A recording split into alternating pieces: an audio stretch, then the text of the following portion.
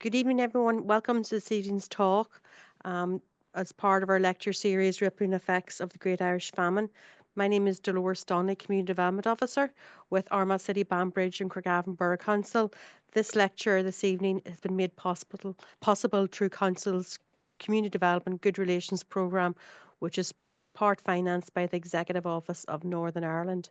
Our guest speaker this evening is Donna Weir from Rathryland Regeneration, a community voluntary organisation in Rathryland, County Down, and she will talk tonight on Catherine Schubert, who was a lady born in Rathryland and who emigrated during the famine to Canada. Welcome, Donna. If you'd like to commence your talk whenever you're ready. Thank you very much. I'm delighted to be here, and hopefully it will give you some indication of the social history of a lady that left our town.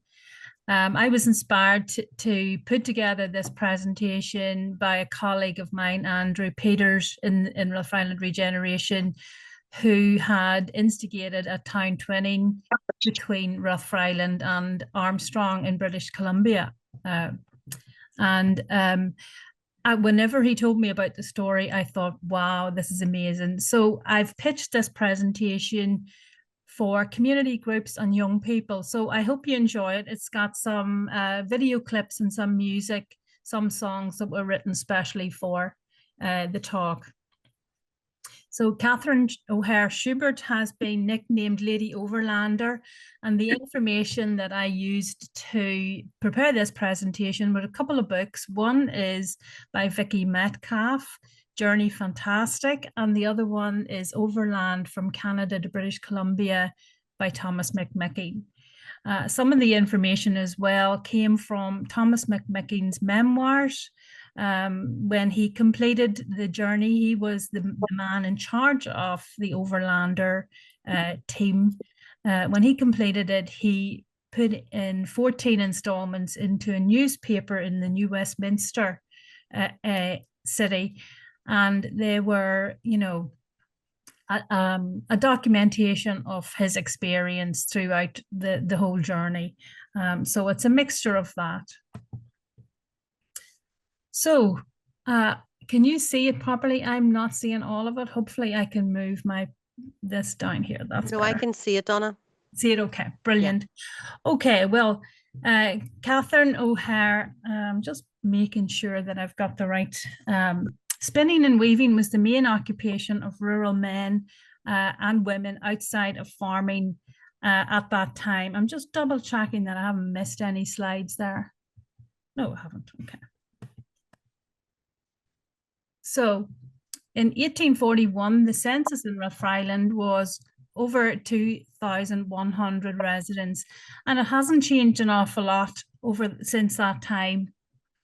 James O'Hare and his wife, Mary Rose Byrne, moved in from a little townland outside Rathryland called Ballybrick near Annaclone and settled in Castle Street, where my grandparents lived.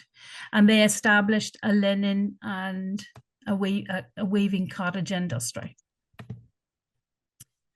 So the reason that Catherine left Ireland was the famine, and this talk, the famine is really the reason for her leaving, but the main story is what she did when she got there. So obviously you're very well familiar with the whole famine narrative. Quite over 1 million people died, and probably the same amount left. And I just want to show you, I'm not sure if you can see my cursor up here in the top right here in Northern Ireland. Yes, this we is can. roughly the area of where Rathryland is. So there would have been about 15% of the population receiving rations. Okay. So at the age of 16, Catherine left Ireland on her own to seek her fortune. Before she went, she got some basic training in housekeeping and baking and cooking so that she would be able to apply for a job when she got to the other side. You're all very familiar with the term coffin ships and the conditions that the people traveled in.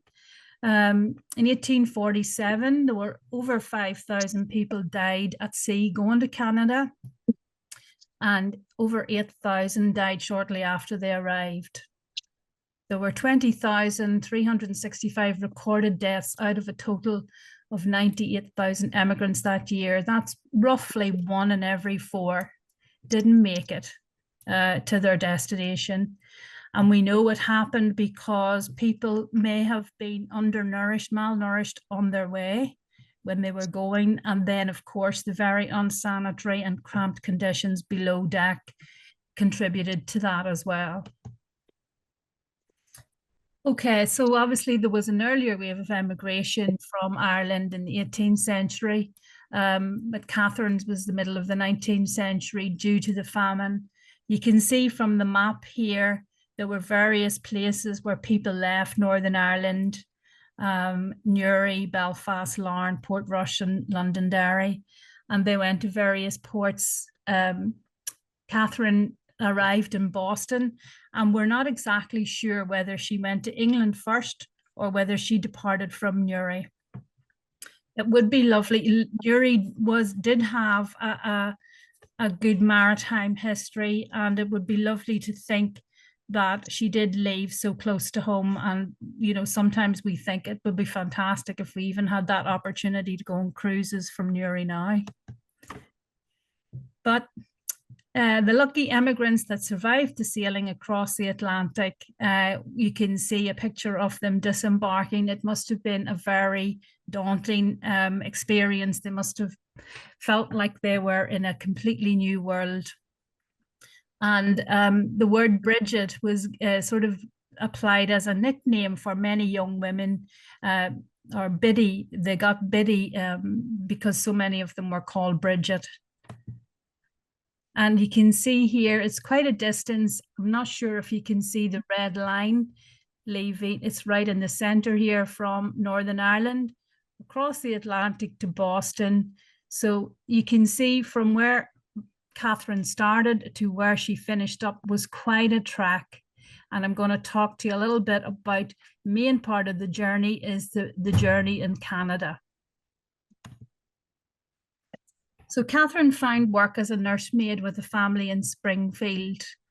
Girls from Ireland were very popular and well thought of because they were very hardworking, as we heard from the last speaker, and very pleasant company.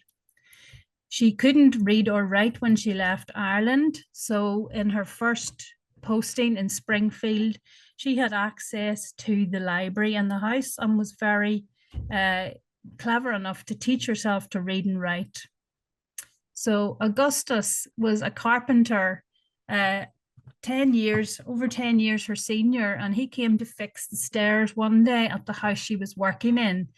And they became very friendly, and a year later they got married. And their life was very much like the Little House on the Prairie. I don't know if you're familiar with this, but it was my favorite show. I'm just going to show you a short clip.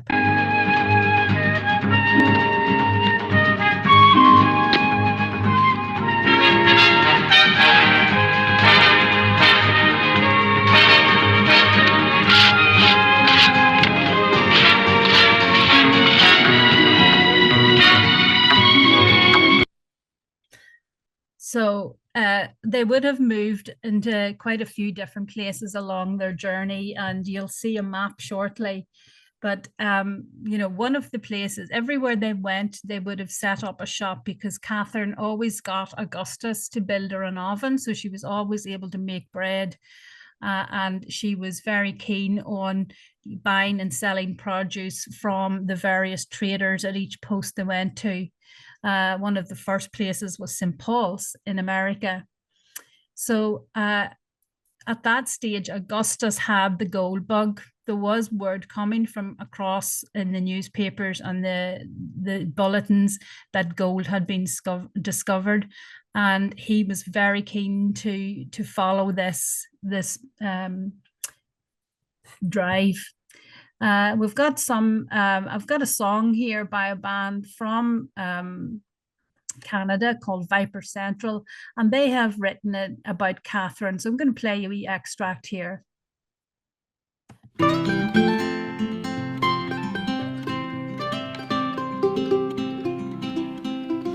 Ask her now and she will tell you how she left her Emerald Isle for the distant Thompson Valley and the journey over many miles.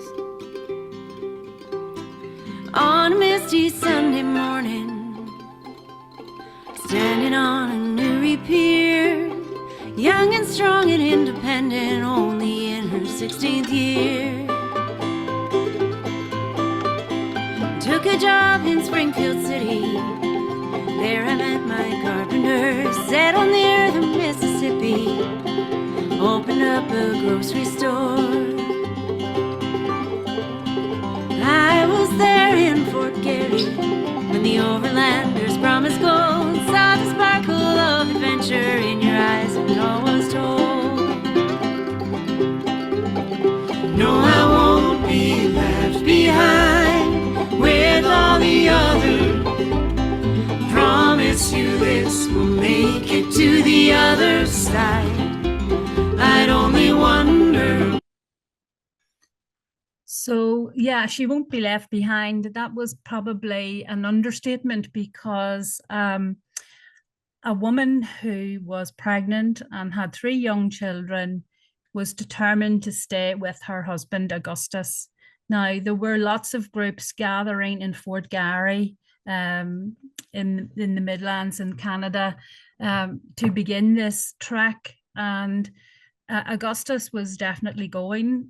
He thought he could make his fortune, but her and him had quite a few rows, and she was determined to stay with him. Obviously, you know, it was talked up. There was gold found, and men were getting rich, but very often, you know, they moved about following, you know, chasing the gold. But you know, inevitably they spent it, and they ended up very little in the end. So this journey that Catherine and Augustus took was extremely grueling. You know, they took the cheapest route. They were going to go on foot, whereas other groups decided that they would go round the sea and up the river. So they camped in open air in all kinds of weather. They were vulnerable from attack from animals, midges, mosquitoes, flies, and of course the native population weren't too happy based on the history that was happening at that stage. The Schuberts carried a lot of their, you know, belongings on Red River carts, and this was designed by the Métis, and it was a very versatile wagon because it could travel on land and through rivers as well. So Catherine traveled on a horse, and she had 2 panniers and 2 of her, a 4-year-old and a 6-year-old on either side, and the 2-year-old was usually carried on one of the men's shoulders. So we've got a song here from another singer-songwriter, Bill Gallagher, and it's called The Overlanders. I'll let you hear a wee extract of that as well.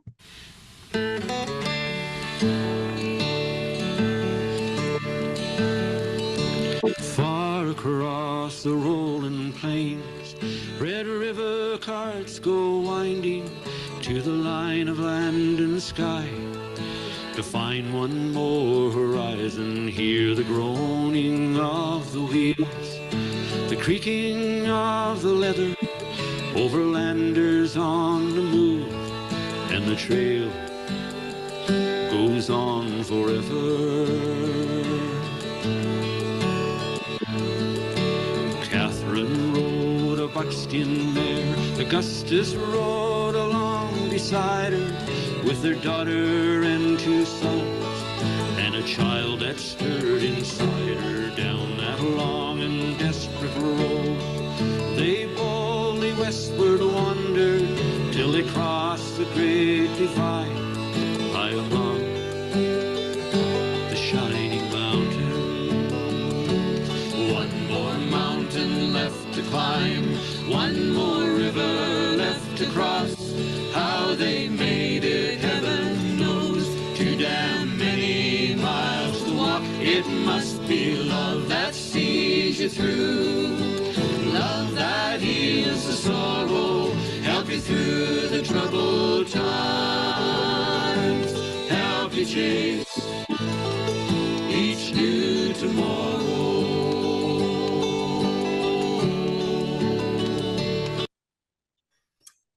Okay, so you can see a map in front of you here. This is really where the Augustus and Catherine caught up with the Overlanders, and where you can see here at the far right-hand side is called Fort Garry. This is really where the Schuberts joined the Overlanders. And the Overlanders were a group of 150 men, all made up from different groups of men from different parts of the country. And they all agreed that this was their only way to do it and the cheapest way. They all, of course, had to buy supplies along to get them through, and they all brought mining equipment along with them. And at the end, Thomas McMicking says that was the most useless piece of equipment that they brought with them, even though that was the reason they were doing this. So you can see, after a couple of days in at Long Lake, 2.5 days in, the party were traveling on foot, and they stopped regularly. And at this stage in Long Lake, they actually sat down and had a proper conference together and elected leaders. Each party had their own leader, and then Thomas McMicking was elected the leader of the overall party, and they agreed rules at that stage. They decided that they would travel early in the day from 5 to 11, and then take a good break at lunch, and then do another few hours to 6 p.m. and then get a good long rest, and that they would take Sundays off because they needed to rest their animals as well as themselves, and they needed to make sure that they were traveling at the right time of the day that they could manage. So you can see from here, this really was a 2,500 mile journey the whole way from the interior of Canada, the whole way across to the Rocky Mountains. And then this route here, the Thompson River that ends up in Kamloops, is the destination of Catherine. Okay. So they rested and replenished foods and got new supplies in many of the forts along the way. One of them was St. Catherine's, that was occupied by some religious nuns who mended her clothes, give her some food supplies, and did their very best to dissuade her from going any further. Of course, she wasn't going to stop now. You can see a picture above. There's two drawings above, actually. One of the party was called William Hines, who was an artist, and he documented and drew various scenes along the way, which is absolutely fascinating and gives us a great record of some of their trials and tribulations. They had to go through swamps on a regular basis. And on one occasion, when they were traveling through very, very wet territory, and they had no dry land to set up their camp, so they actually had to cut down trees and branches and camp on top of that to keep them up out of the wet ground. They would have had to chop down trees at every stage, at every river they came to, because they literally were pioneers and trailblazers, because there had been no railway. In fact, this track led to the establishment of the railway line that would have been built later on. We've got a wee video here, probably, I think it's about the Métis and the design of the Red River cart. Oh, sorry.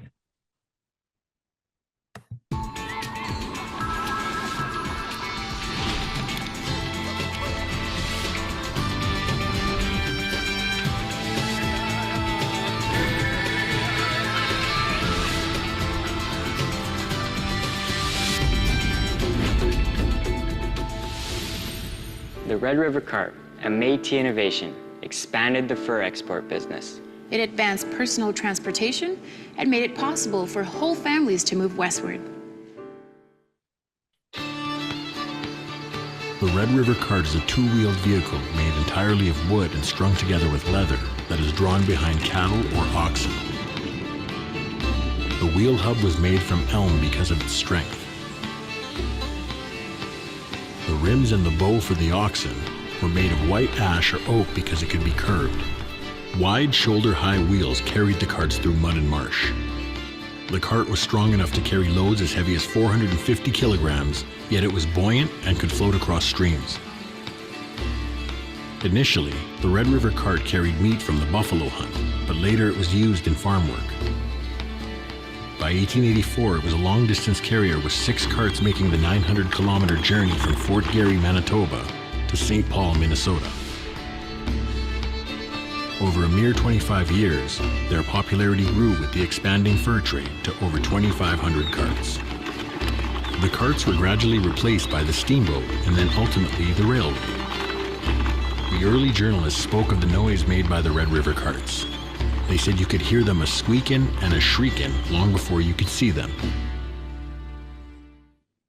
The Red River cart opened trails, increased trade, and provided means for family travel. It stands as one of many glorious achievements of the Métis people. And funny, the son, Gus, the youngest son of Catherine and Augustus, mentioned that was his abiding memory of the journey, the noise of the Red River cart. Okay, so as the party got closer to the Rocky Mountains, their food became in shorter supply. Their animals were not getting enough to graze on, and there was less to hunt because the conditions were much colder. So they had to actually kill some of their animals to eat. They also traded some of their ox for horses to get them up and over the Rocky Mountains. But they also were able to do a bit of foraging. Catherine had experience of rose hips from her time in Rough Island, and she would have known that they were high in vitamin C. So other berries like thimbleberries and huckleberries were also foraged to feed the group when they were going over the Rockies. So as they descended the other side of the Rockies, the party were faced with a decision whether they traveled the Thompson River or the Fraser River, both very, very dangerous. Most of the party took the option for the Fraser River, which would have got them to their destination much faster. And in fact, those that did take the Fraser River got there a month earlier. Catherine and her party and Augustus, they chose the Thompson River because they were planning to walk alongside it and raft only in parts of it. So you can see the style of a raft that would have been built.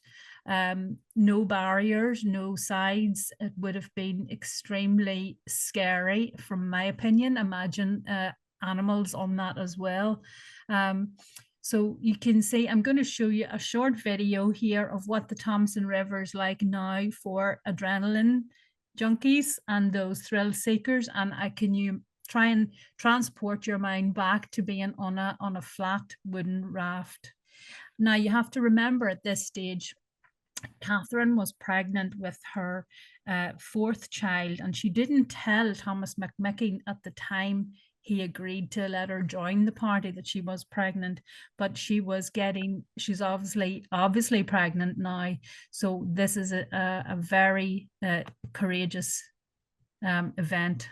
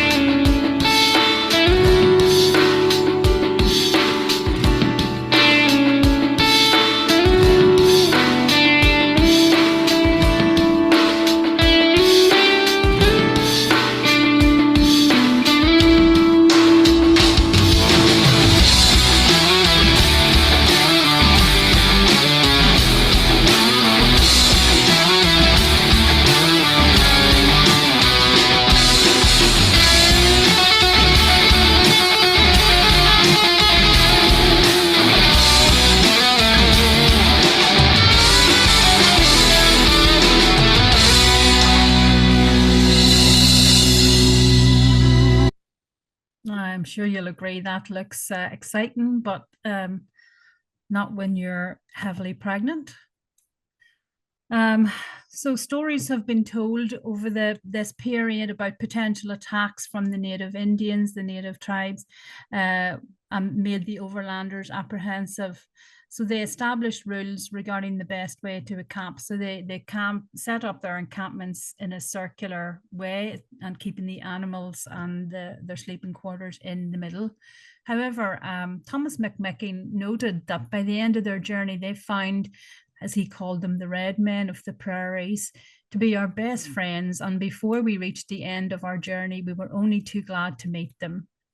They had hired guides along the way, numerous guides that would have helped them get a lot, through the Virgin Territory, to direct them through.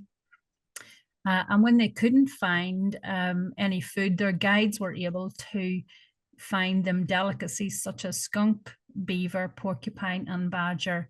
And indeed, Thomas said in his memoirs that the porcupine was the most delicious meat he'd ever tasted. So even on the Fraser River, the party that decided to use the Fraser River, where some people rescued, 5 men were rescued by the native people that were stranded on the river.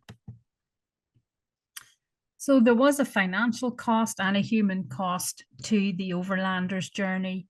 Financially, it cost each individual $97.65 based on the supplies that they bought throughout. However, the human cost, there were 6 men died during different times. Mr. Robertson drowned trying to swim ashore after his canoe capsized in the Fraser River. Mr. Strachan, Mr. Carpenter, and Mr. Leader, part of the London party, drowned trying to swim ashore. And Mr. Patterson died the day after the group reached Fort George, suffering from exposure following being stranded after his canoe capsized. And finally, Mr. Frank Penwarden of the St. Thomas party drowned in the Thompson River, 25 miles from his destination, so close to the end of the journey. So this, as I said at the start, the people that took this option took it because it was going to take them far longer, but it was going to be cheaper for them. You can see some of them went round Cape Horn, that cost between $300 and $400. But the miners traveled by ship to Victoria and then hired boats up the Fraser River. So the walkers then, the overlanders, it took them 142 days and it was over 2,500 miles. So it definitely showed courage and strength and stamina. Here's a picture of William Hind, who was one of the party and was a very accomplished artist. And without his drawings, we wouldn't have as rich of a image of what took place. So we're very grateful for that. Thomas McMicking is a man of Scottish descent from the Queenston group, and he was the elected leader at Long Lake after they'd been traveling for 2.5 days. He was a very eloquent statesman, an advocate for the Confederation, a visionary, a leader, a diplomat, and based on what I've read, a potential first president of Canada. He was an absolute gentleman, and it's believed that he thought very fondly of Catherine Schubert and kept a record of the expense and the exploits of the group. When he got, most of the group took the Fraser River and arrived in September. Thomas was an active citizen in the fledgling community. His wife Laura and 3 children joined him. And in 1864, he was made town clerk. And 1866, he was appointed deputy sheriff. So definitely a man on the up.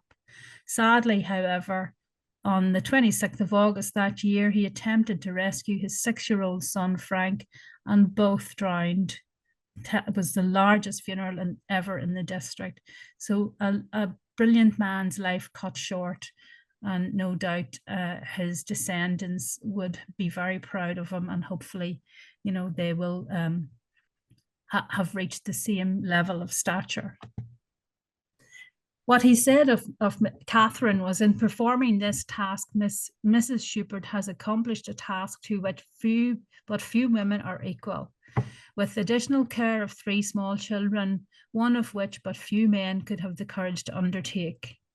By her unceasing care for her children, by her unremitting and devoted attention to their every want, and by her never-failing solicitude about their welfare, she exemplified the nature and power of that maternal affection which prompts a mother to neglect her own comfort for the well-being of her child, by which she rises superior to every difficulty, which only glows with a brighter intensity as dangers deepen around her offspring.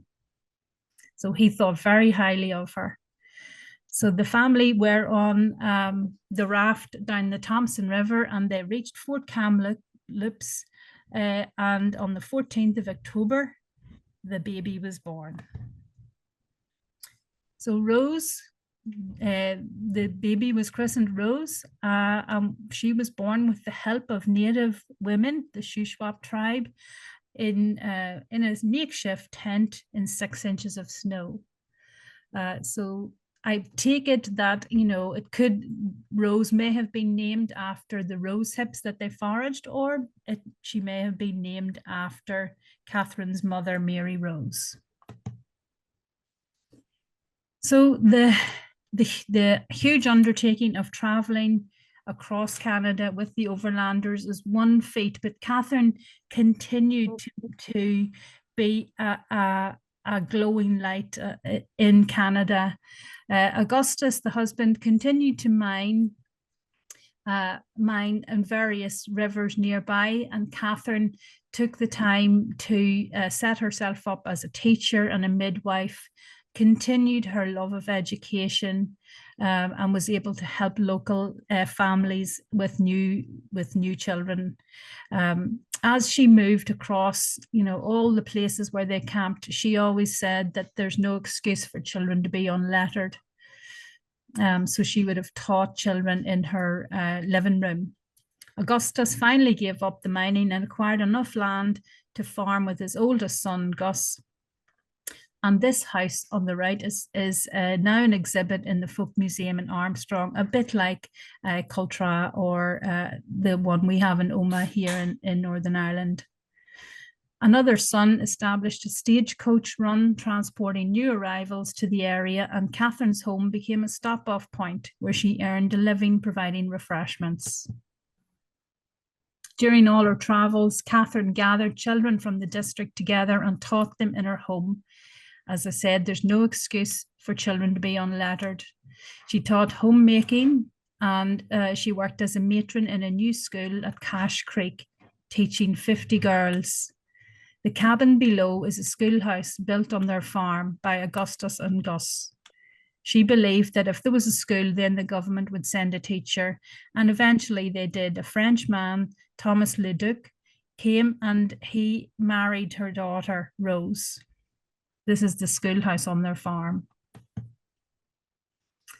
So more recently then, we have examples of how Catherine has been celebrated in Armstrong, where she spent the last 10 years of her life. And you can see some pictures here of the mayor in Armstrong with some of his colleagues under the sign pointing to Rathfriland. And of course, we had to replicate that on Rathfriland. And you can see we've also got a plaque commemorating Catherine's role in our history here in Rathfriland. This is a plaque placed in the park in Armstrong that celebrates Catherine's contribution to the new community there.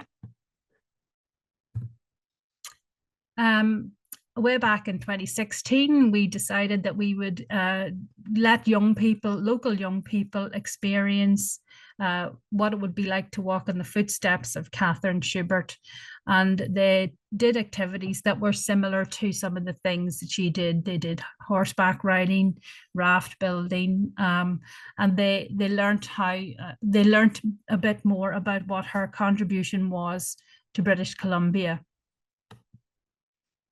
As part of this program, they also worked with a local artist, Eleanor Weir, and they designed a ceramic wall plaque to commemorate her contribution and her amazing achievement with the Overlanders. And this is in display on Castle Street in Rathfriland. This is what it actually looks like. The blue tiles around the outside are ones made by the children, documenting things they would take on a very long journey. And you can see on the photograph on the right, it's 4,256 miles to Armstrong from our community hub. So I don't think any of us are going to be walking that distance. So the story has inspired lots of things as well. It has inspired local people, Dr. John Shannon, to put together a drama performance called Little Hills, and starring himself and Sinead McAlevey, and that's been performed a number of times. It's very popular. There was a delegation left Rathfriland and Annaclone in 2017 to meet our colleagues in Armstrong and pay respects to the team out there that have helped to organize the town twinning. Of course, there was a fantastic event where 36 of the descendants of Catherine also came to Rathfriland, and we've got some photographs of that too to show you. We plan to access some of the Schubert rows in our community garden. This was the last plan that we had for a community garden here in Rathfriland, just behind our community hub, and we're very keen. It has been updated since then, so we have a more up-to-date version of what we're going to do for our community to have a green space, and we're going to incorporate something similar to a Red River cart with the Schubert rows in it. Another potential way to celebrate Catherine is to have an annual rosehip festival. Rose hips are very high in vitamin C and are very useful to build up our antioxidant level at times of colds and flus. It's also a really good spring tonic. And what I would really recommend is that you follow this link in on YouTube. It's a 25-minute presentation from the Mournes to the Rockies, a fantastic journey that was done by myself and my colleagues in Rathfriland Regeneration and Rathfriland Historical Society, that illustrates the journey in a little bit more detail. It was done in partnership with PRONI, a Women's in the Archives program. And here's some more research. Tell Me Where You're Frae, Women in History, Barkerville and smallpox, some other links that you may want to have a look at, just to give you a bit more of an idea of the life that Catherine was experiencing. And that, I think, is the end of the presentation. Thank you very much, Donna. Just to emphasize, like, she was the first white female to make it to that part of Canada, am I right? Yes. Well, she gave birth to the first. Rose, sorry, okay, forgive me for leaving that bit out. Rose was the first white child born in British Columbia. Okay, yeah. So for as a result of a young girl leaving Ireland during the famine, talk about, and what a journey to make. She was kind of made of some serious, strong stuff to achieve that. I think a very brave individual, and probably clearly very entrepreneurial individual. Yes. Because I've seen that recording you've mentioned, and I'll send the link to everybody when I send the link to this recording, this lecture. But she, like, at various times, she kind of opened up businesses and you know, to keep, she's Mhm. strong foundation of the family economically as well. She really was. And I suppose you could say that about many women, really. They really are the anchor to their family. But I suppose leaving Ireland at 16, you know, she obviously was very strong and determined. And the fact that she taught herself to read and write on her first job meant that, you know, she was definitely, wasn't going to let anything stop her from progress. And you're right, everywhere she went, she set up a bakery and you know, a shop to make ends meet, because Augustus was either farming or at the minefields. Following his dream, Yes. maybe, until he realized this isn't, maybe, you know, time to give up.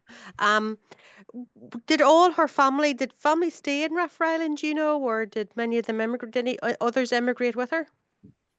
We're not really sure. I think one of them had you know, an undertaker's business.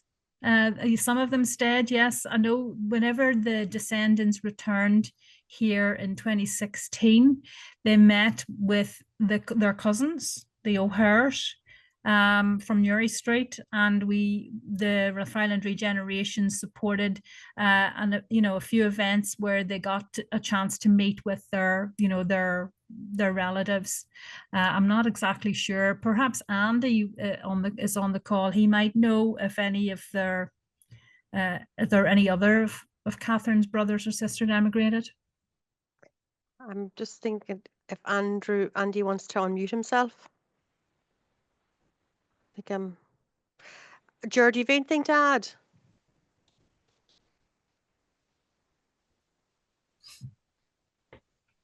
So Jared must have just stepped away. I think I'm trying to unmute there, Andy, ask him. I'm not sure if it's the right. Oh, it could be a different. It could be a different. Apologies. Yeah. Yeah, it could be a different. Jared, do you have anything else to add? Do you unmute yourself, Jared?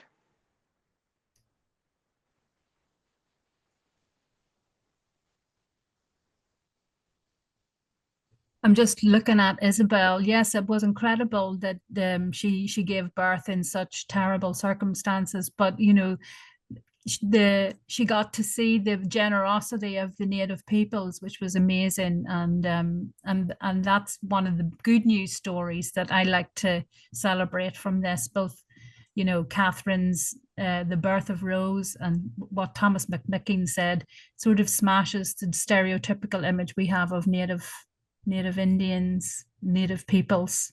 And Rose without that support, Rose may not have survived. She may not. Catherine may not have survived the birth. Yeah. More may have perished without the support of the First Nations peoples helping along the way. Jared, sorry, did you have anything to add, Jared? Well, first of all, I'll say, Donna, congratulations on your great use of multimedia. Has just been demonstrated there with me trying to unmute myself, and Dolores knows only too well. I would be quite happy still using acetate overheads, and even those I'm not 100% at. So very impressive. Well done. It'll be a long time before we get anywhere near that, if ever. And again, it's, you know, the Rough Island History Group. It's the local area and the love of the local area which inspires you to find out about, first of all, your local area, then people in it, and then when people move out, you just don't know where that research is going to take you. And it's a fascinating story. And the amount of research, I mean, in a 35, 40-minute talk like that, some people just don't realize the amount of research that actually goes into that. It's absolutely phenomenal, and you could probably talk for another hour or two, but you have to condense it, obviously. I'd be interested, you mentioned there about the indigenous population. I'm always interested in that. I think of Ireland in the latter 16th, 17th century, where the native people were dispossessed and marginalised, and I just wonder, you know, Fiona Slevin had mentioned earlier on about a questionnaire from 1955 particularly looking at people here in their 80s and 90s in relation to immigration. I just wonder, probably not if anything was ever carried out like that amongst the native population in that part of the world, and the people who followed them, their sons and daughters, grandchildren, as to what the native people experienced and how they looked upon the newcomers coming into their country. It's interesting to see there that one of them said the red man actually became one of their closest friends. And again, as I say, with immigration, to find such an in-depth story, it's amazing. I mean, you come across fleeting glimpses. I've said before about the one that I've always fascinated me was the fella who had been sent out from Ireland to West Canada. Eastern Canada in the 1830s. He had been an informer, and he had been sent out with money to set himself up in Canada, and he was in a business there. And then 10 or 12 years later, he's writing back to the British government, appealing for them, pleading for them to send them further west because of the flow of migrants in the latter part of the 1840s coming into Ireland and coming into Canada from Ireland.